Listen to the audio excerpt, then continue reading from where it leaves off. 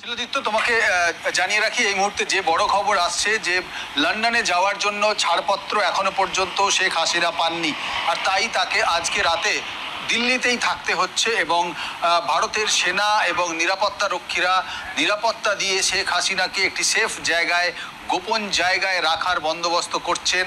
এটাই কিন্তু সূত্র মারফত খবর আসছে। অর্থাৎ আবারও জানিয়ে রাখি, শেখ হাসিনা আজকে রাতে ভারতেই থাকছেন এবং তাকে নিরাপত্তা দিয়ে ভারতীয় সেনা একটি গোপন জায়গায় রাখার বন্দোবস্ত করছে, তাকে নিয়ে যাওয়া হবে। এই মুহূর্তে হিন্ডন এয়ারবেসে তিনি রয়েছেন।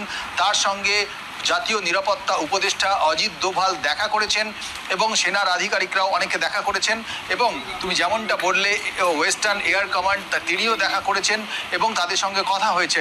তারপর বিদেশ মন্ত্রীর সঙ্গে কথা হয়েছে প্রধানমন্ত্রী নরেন্দ্র মোদীর, এবং বিদেশ মন্ত্রীকে পুরো বিষয়টি জানিয়েছেন অজিত দোভাল, এবং বিদেশ মন্ত্রীর সঙ্গে কথা বলেছেন দেশের লোকসভার বিরোধী দলনেতা রাহুল গান্ধীও।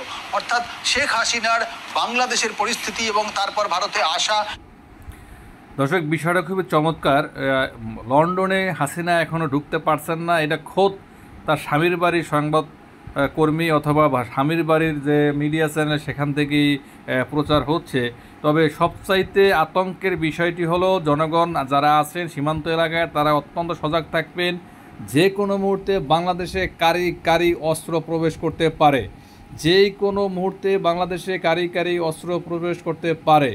আপনারা ধরে নেবেন, আপনারা যখন সরকার বিরোধী আন্দোলন করছেন তখন আপনাদের হাতে যদিও কেউ অস্ত্র দেয়নি বা অস্ত্র আপনারা পাননি, কিন্তু এখন অস্ত্র পাওয়া খুব সহজলভ্য হয়ে যাবে এবং ভারত থেকে প্রচুর পরিমাণে অস্ত্র বাংলাদেশে ঢুকবে, এবং যারা আওয়ামী সন্ত্রাস বাংলাদেশে এখন ভারতের র এবং এজেন্ট বা কুরা আছে তারা এই সমস্ত অস্ত্রের মাধ্যমে দেশে একটা বড় ধরনের অরাজকতা সৃষ্টি করবে এবং এই সৃষ্টির মাধ্যমে দেশে একটা বিশৃঙ্খলা সৃষ্টি করবে, এবং এই বিশৃঙ্খলার মধ্য দিয়েই আবার দেশে একটা সহিংসতা শুরু হবে।